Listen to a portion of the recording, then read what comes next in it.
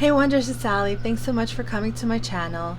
Today I'm going to do something different. I'm going to do a November pickup video. I have a lot of games to show, so I hope you stick around till the end of this video. We're going to talk about some Nintendo Switch games, some PS Vita games, as well as one Nintendo DS game. So let me just get right into it, and I'm going to talk about the Switch games that I got this month. So for those of you who are new to my channel, you might not know that I'm a physical game collector, and I enjoy pre-ordering games from various companies, including limited print companies. So the first game that I picked up is from Special Reserves, and I love their box art. So this is what it looks like. Let me see. Look how beautiful this is. And it's Gato Roboto. It's a Metroidvania. I just really love how it looks. This artwork is so beautiful. Wow, it's gorgeous. I will probably do an unboxing video of this game, so stick around for a YouTube short of that. But that was the first one. The second one is a 2D platformer. I thought it was a Metroidvania. They Always Run, it's called. Let me see. Really nice. I like platformers, so I definitely picked that one up as well. Then this next one was so much crazy news about it that it was such a big hype. But then all of a sudden, once the game came out, Twitter sort of went silent. It's Harvestella. Let's see if look how lovely this is. So beautiful. And it's a lifestyle simulation RPG, but I have seen some reviews that say that it's more RPG than simulation. So I am curious to see how they incorporated both of those things. So definitely something that if you're a fan of simulations and RPGs, it's a must-have to have. This next game is Arrowheart.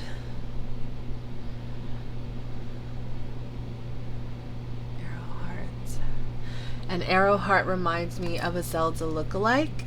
It's an open world, basically with puzzles and also uncover an emotional tale of friendship, tragedy, and redemption. So it's definitely a game that I picked up because of the fact that it reminds me so much of like the older Zelda titles, and that's why I was interested in playing it. Next one is Lemon Cake. There we go. I mentioned this game in my top 5 cozy videos. It's definitely a game if you're interested in money management simulations. I always say simulations because whenever I see that word, I kind of remember The Sims. But yeah, if you're interested in simulations, this is the game that I would definitely recommend. Reminds me a lot of Diner Dash, so if you enjoy Diner Dash, you might enjoy this game.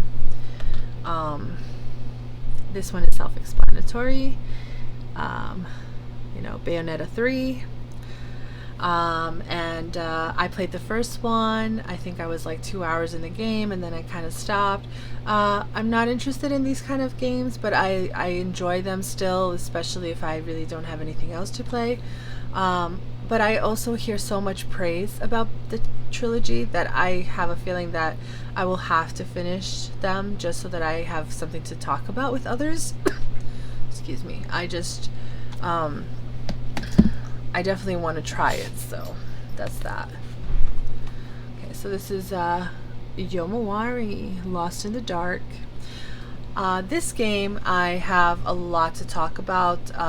The graphic designer had designed a couple of other games from Nice America's niche title, and I would love to discuss them here, but it would just be a really long video, so I will make a separate video, so stay tuned for that, with my entire collection by the same graphic designer. And I wanted to talk about, my interest in this and why I have all their games that he's made. So that will be in another video. I have Mario and Rabbids. Oh, it's not really focusing, but there we go. Mario and Rabbids. And Mario and Rabbids is one of those games that I was unaware that it was a strategy, and I actually don't really play a lot of strategy RPGs, but I am looking to expand my horizons with strategy RPGs and kind of like figure out how to play them and really like enjoy them like others have. I mean, people have talked great things about Fire Emblem. So let me know in the comments below why I should play Mario and Rabbids, and what are some positives and what are some negatives, to help me make the decision of opening up my first and second game to play it. So that's that. I have Horsetails.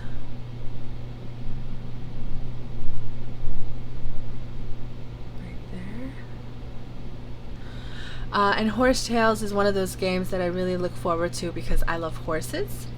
And I love simulations where you take care of the horses and you craft and you build the ranch for the horse, and then you have to train them. So these are one of those games that if you're just a fan of horses, just because of that, you should get this game. It's an open world, so I'm actually really excited to see how they made it. I'm excited to play that game. We got Ooblets. Everybody has heard of Ooblets. It's been on the Indie Direct, and Fangamer is the one that developed the physical. So yeah, if you're a fan of really cute art style, which has an Animal Crossing / Stardew Valley vibe, definitely look at this game. If I show you right now, the colors of this game are just so pretty. I don't know if you see that, if it's clear to you, but I really like the art style of this simulator, so definitely pick that up. Then I have Sonic Frontiers, and I don't really have to explain much about this game because everybody's probably playing it right now, but I saw someone on my Discord play this, and I realized that I might not be such a big fan of this one. I like the older style Sonic games, so I'm not sure if I'm gonna enjoy this one as much, but it is going on sale for Black Friday, which I kind of cried myself to sleep knowing that I pre-ordered this game when I could have gotten it probably for much cheaper on Black Friday. So if you're interested, definitely pick that up. We got It Takes Two. And I bought this game to play with my family, and only downside was there was a download required for this one, but otherwise I'm so happy that games like this are getting a physical and they have a cartridge, so I'm not complaining too much. I have Madison. I'm gonna see if Madison even shows up. Yep, here we go. It's a psychological horror game. Kind of reminds me of Fatal Frame. With the help of an old instant camera, connect the human world with the beyond, solve puzzles, explore your surroundings, and most importantly, survive.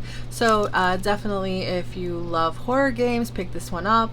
I am a chicken when it comes to horror games. Like if you've seen my friend Cold Nights Gaming, we had a collaboration for Halloween. I mentioned that I don't really have a lot of experience with horror games, but I do have most of them on my shelf. Eventually, if I ever surpass that fear, I really would love to play them. I loved watching gameplay of Resident Evil 7 and Village. I just really like the whole immersive first person, exploration when it comes to horror games, and the fact that you're able to read manuscripts on the tables and all the lore that surrounds the game. So I definitely have a passion for that, but I don't have a passion for jump scares, so that's just the reason why I don't like horror games as much. But I also picked up this one. I'm really excited to play this one. It's Aeterna Noctis. It's a Metroidvania. Saw someone else on my Discord play this. Awesome, beautiful graphics. Game was, I feel like I can give it a 10/10 just by looking at it, but I am 100% sure that my entire Switch and my dock and the cables and the controller will probably be out the window because I have seen my friend play it and he has died several times, and knowing that it was that challenging, I'm a little bit worried about trying it. But other than that, I'm really excited to try it. I love my Metroidvania. So next game is I don't see if you can see it. It's Oddworld Soulstorm. I just got it today in the mail. Look, a little bit disappointed that the PAL version of this game got a cartridge book, and we only got the game. So a little bit disappointing there. But otherwise, I'm really excited. I have the other Oddworld series. I have them on Vita. I have them on my Switch. And I love platform games, so I think that this is just a great addition to my collection of the genre that I really enjoy. Looking forward to getting to it eventually once I get through my backlog. So those were my Switch games. Now I will show you my Vita games. So for my PS Vita games, I got Stay, which is supposed to have a limited box from East Asia Soft, but it did not come with it. I guess whoever sold it on eBay just decided to sell it in parts. But I'm really happy that I have the game, because with the actual box set it was more expensive. And it's a conversational adventure where we chat with Quinn, who has been locked in a dark room where there is nothing but a computer. So it's like one of those immersive games where there's like puzzles and interactive dialogue. So that's Stay, and I purchased it because I am a collector of PS Vita games, and I think I have around 50 maybe games that I still need to finish purchasing for the collection.